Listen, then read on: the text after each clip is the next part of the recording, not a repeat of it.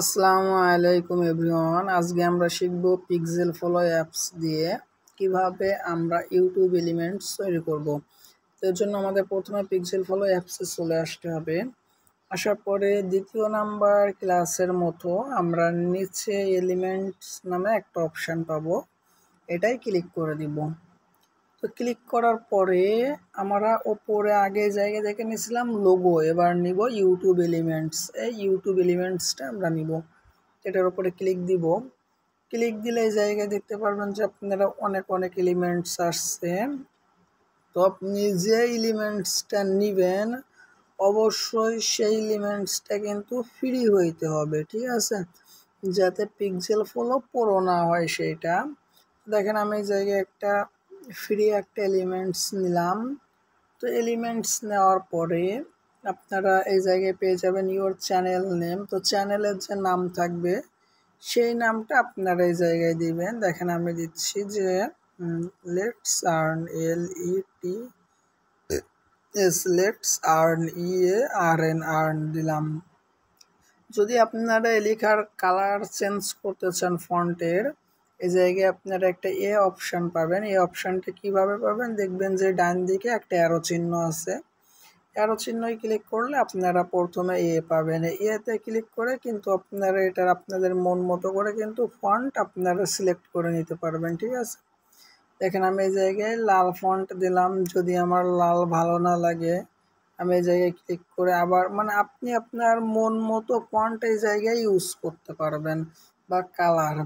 তারপর নিচে আছে সাবস্ক্রাইব। তো মনে করেন সাবস্ক্রাইবটা আমাদের লেখা থাকবে, আমরা জাস্ট এটার কালারটা চেঞ্জ করব, ঠিক আছে। দেখেন আমরা কালারটা চেঞ্জ করে দিলাম।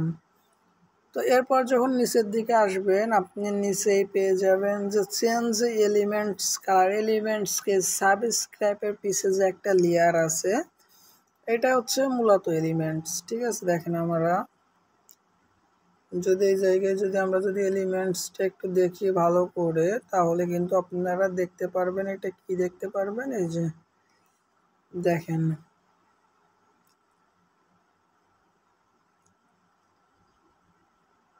দেখেন আমার এলিমেন্টসের পিছে যে একটা লেয়ার আছে সেটা কিন্তু আমার হাফ ডাউন করতেছে, ঠিক আছে।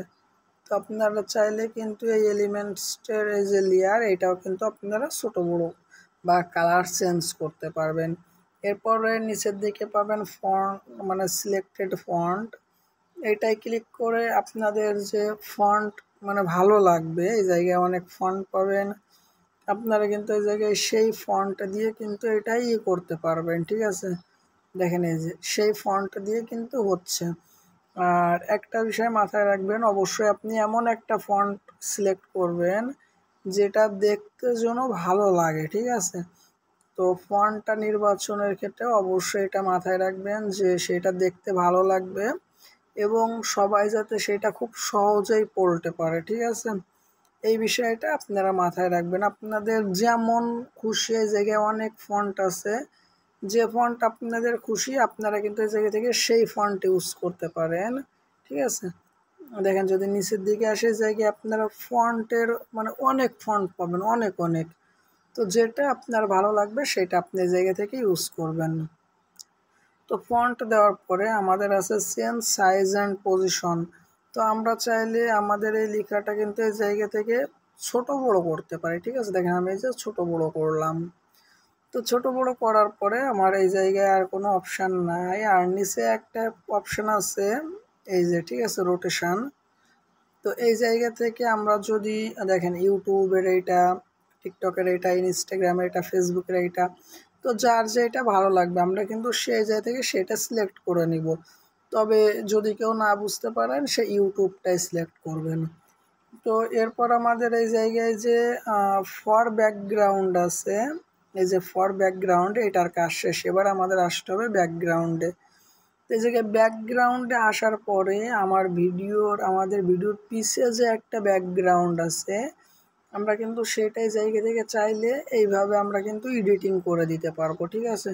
আপনার যেটা ভালো লাগবে এই জায়গায় আপনি অনেক অনেক মনে করেন যে পেয়ে যাবেন, ঠিক আছে। দেখেন এই জায়গায় কিন্তু আপনি ব্যাকগ্রাউন্ডের কিন্তু আপনার অভাব হবে না, ঠিক আছে। যদি আপনি জায়গায় ইমেজ দিতে চান তাহলেও ইমেজ দিতে পারবেন। এই জায়গায় আপনার দেখতে পারবেন যে অনেক অনেক অপশান আছে, আপনার যেইটা ভালো লাগবে এই জায়গা থেকে আপনি সেটা দিবেন, কোনো অসুবিধা নাই, ঠিক আছে।